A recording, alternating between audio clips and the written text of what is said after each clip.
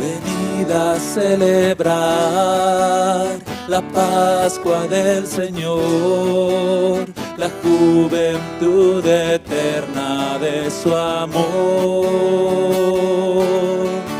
Venid a contemplar la luz de un nuevo sol, la paz podemos declarar, el triunfo del amor.